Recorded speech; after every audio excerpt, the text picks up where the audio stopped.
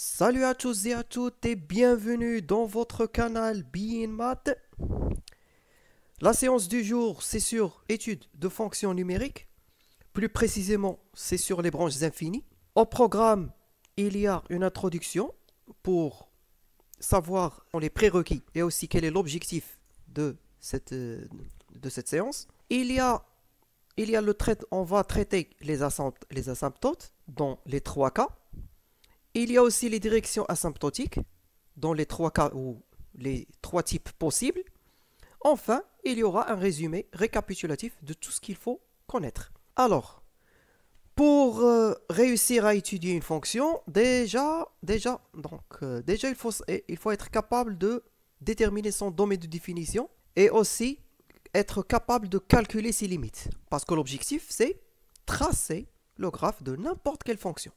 Donc, dans tout ce qui suivra, f va désigner une fonction numérique définie sur R, D va désigner son domaine de définition et C va désigner son graphe dans un repère orthonormé OIJ. Donc, commençons d'abord par les asymptotes.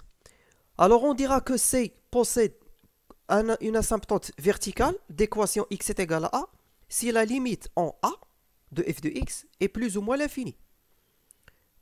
Par exemple, si on prend cette fonction homographique, x plus 1 sur x moins 1, on calcule sa limite en 1, à droite plutôt, ça donne plus l'infini.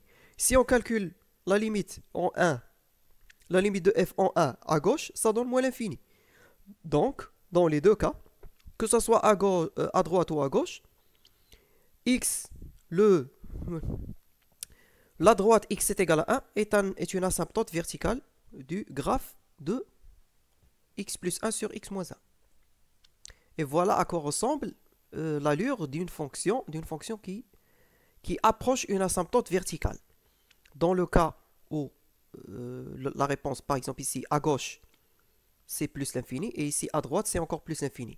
Voilà son allure au cas où ça descend vers moins l'infini, ou vous avez là, si le résultat était moins l'infini.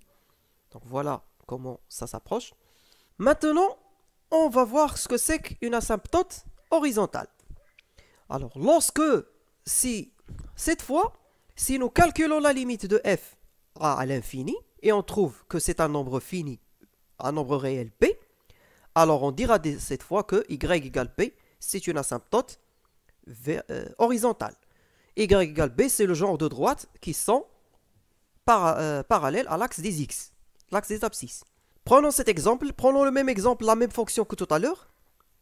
Alors, si on calcule la limite de x plus 1 sur x moins 1 à plus l'infini, ça revient à dire que vous allez calculer la limite du rapport x sur x, qui est égal à 1. Que ce soit en plus l'infini ou en moins l'infini. Donc, vous allez dire ici que y égale 1, le résultat de la limite. Y égale 1, c'est l'asymptote horizontale au voisinage de l'infini. Voilà à quoi ça ressemble, une asymptote horizontale à voisinage de moins l'infini, parce que nous sommes ici à gauche de 0, donc c'est moins l'infini. Et voilà à quoi ça ressemble lorsqu'on est au voisinage de plus l'infini.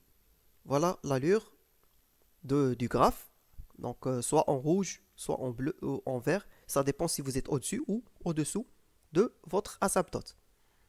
L'asymptote est en bleu. Passons maintenant à un autre type d'asymptote. Cette fois, la limite de f, c'est l'infini en l'infini.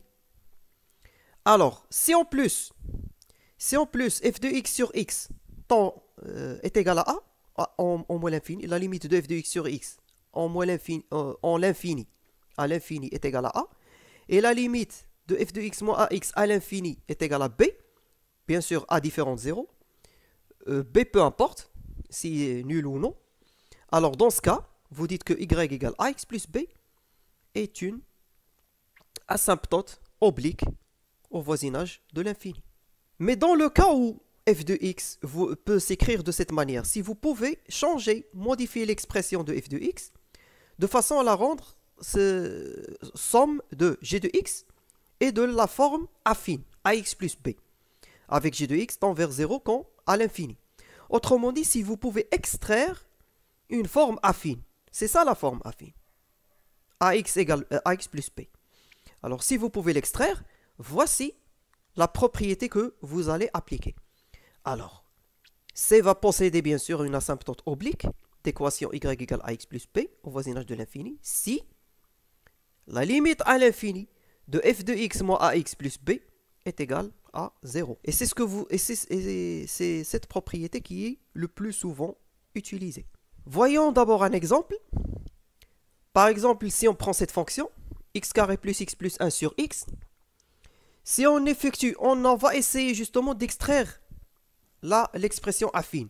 Alors, si on divise x sur ce x, si on le divise sur le numérateur, alors x carré sur x, ça donne x. X plus x sur x, ça donne 1. Plus 1 sur x, il reste tel qu'il est. Alors, la limite en plus l'infini de f de x moins x plus 1, parce que justement ici, nous avons obtenu notre expression affine. Alors, si la limite de f de x moins x plus 1, c'est 1 sur x, elle donne, bon, c'est la limite à plus l'infini de 1 sur x, ça donne 0. La limite, encore, la limite de f de x moins x plus 1 à moins l'infini, c'est la limite à moins l'infini de 1 sur x, ça donne également 0. Alors, dans les deux cas, y, donc la condition ou la propriété est vérifiée. Et dans ce cas, vous allez dire que y égale x plus 1, c'est une asymptote oblique de c au voisinage de l'infini. Voilà à quoi ressemble une... Bon, ça c'est le cas d'une fonction croissante, mais ça peut arriver même pour une fonction décroissante. Voilà à quoi ça ressemble l'allure d'une fonction, ou plutôt d'un graphe, qui approche une asymptote oblique. On peut maintenant voir ou explorer le côté direction asymptotique. Commençons d'abord par la branche parabolique direction OX. Alors, si notre fonction possède tend vers l'infini à l'infini, et si encore f de x sur x, la limite du rapport f de x sur x est égale à 0, alors on dira dans ce cas que le graphe C possède une branche parabolique au voisinage de l'infini. Voici un exemple concret ou un exemple que vous connaissez, la fonction racine carrée de x. Alors la fonction racine carrée de x, si on calcule son rapport f de x sur x, c'est-à-dire racine carrée de x sur x, si on calcule ce rapport, le résultat c'est la limite de 1, le résultat c'est 0. Ben, c'est normal, limite racine carrée limite à plus l'infini de i racine carrée de x sur x, c'est limite de 1 sur racine carrée de x, ça tend vers 0. Alors là, racine carrée de x possède une branche parabolique direction l'axe des x.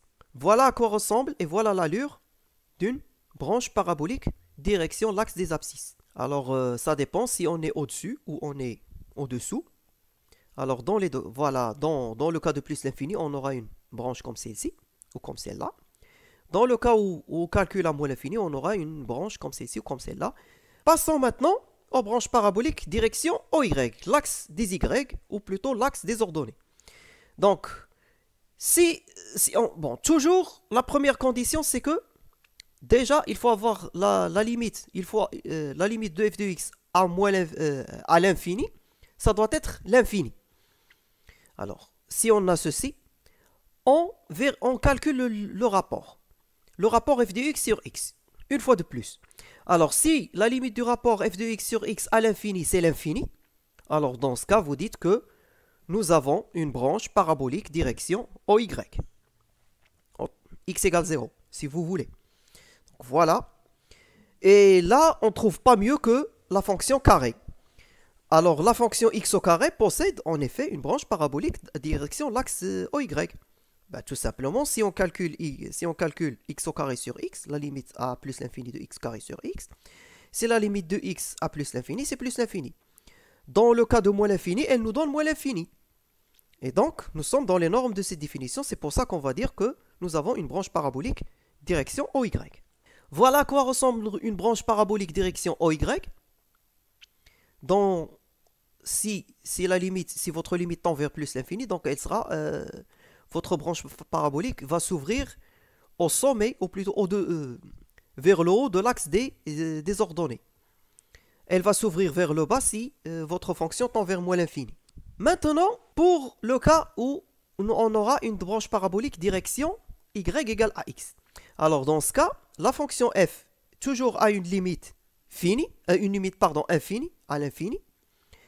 Mais cette fois, elle remplit deux conditions. F de x, la limite de f de x sur x n'est pas un nombre, elle n'est pas un nombre nul. Elle ne vous donne pas 0. C'est un nombre a différent de 0. Comme pour le cas de l'abscisse ou l'asymptote oblique. F de x sur x ici est égal à a. Mais contrairement à l'asymptote oblique, la limite de f de x moins ax à l'infini, elle ne vous donne pas un nombre b. Elle vous donne cette fois une limite infinie. Alors, dans ce cas, vous dites que vous avez une branche parabolique, direction y égale ax. Et voilà à quoi ça ressemble. Alors, soit que vous avez cette branche, ou celle-ci, vous passez au-dessus de votre direction ou au-dessous, selon les cas. Mais bien sûr, une seule à la fois, ne tracez pas les deux. Si vous tracez les deux, c'est faux, parce que ça veut dire qu'un seul point aurait deux images et c'est contraire à la définition d'une fonction. Donc voilà, vous avez une allure comme celle-ci, comme celle-ci, direction AX. Comme vous pouvez toujours remarquer, les points du graphe et la direction Y égale AX s'éloignent. La distance s'éloigne au fil, plus on s'éloigne. De même ici, dans le cas où, quand x tend vers moins l'infini, voilà à quoi ça ressemble. Voilà les allures, les quatre types d'allures que vous pouvez avoir lorsque vous avez une branche parabolique direction AX. Voici donc un petit exemple pour mieux voir. Alors, en nous considérant la fonction f de x égale x plus racine carrée de x, définie sur 0 plus l'infini.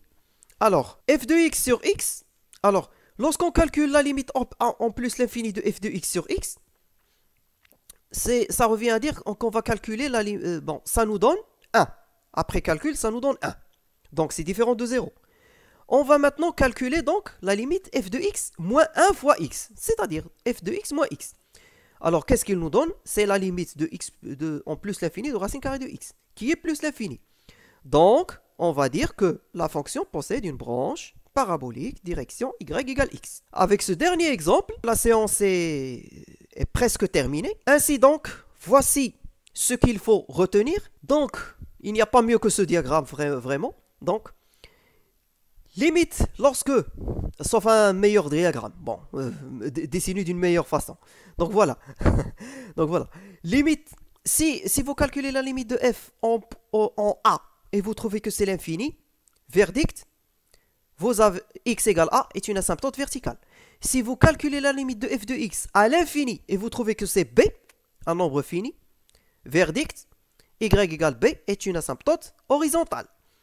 Si vous calculez la limite de f à l'infini et vous trouvez que c'est l'infini, eh bien, voyez est-ce que vous pouvez extraire une fonction affine de l'expression de f. Et donc, tester la limite f de x moins ax plus b. Si c'est égal à 0, vous avez y égale ax plus b, c'est votre asymptote oblique. Si vous ne pouvez pas, vous passez donc à checker, à contrôler la limite du rapport f de x sur x à l'infini. Si ça vous donne l'infini, alors vous avez une branche parabolique direction l'axe des ordonnées, x égale 0. Si ça vous donne, si la limite de ce rapport vous donne 0, alors vous avez une branche parabolique direction l'axe des abscisses. Si la limite de ce rapport f de x sur x est un nombre a différent de 0, alors là, il faut contrôler et tester limite f de x moins ax à l'infini, qu'est-ce que ça donne? Si ça vous donne l'infini, eh bien, vous avez une branche parabolique de direction y égale ax. Si ça vous donne b, vous avez donc une asymptote oblique d'équation y égale ax plus b.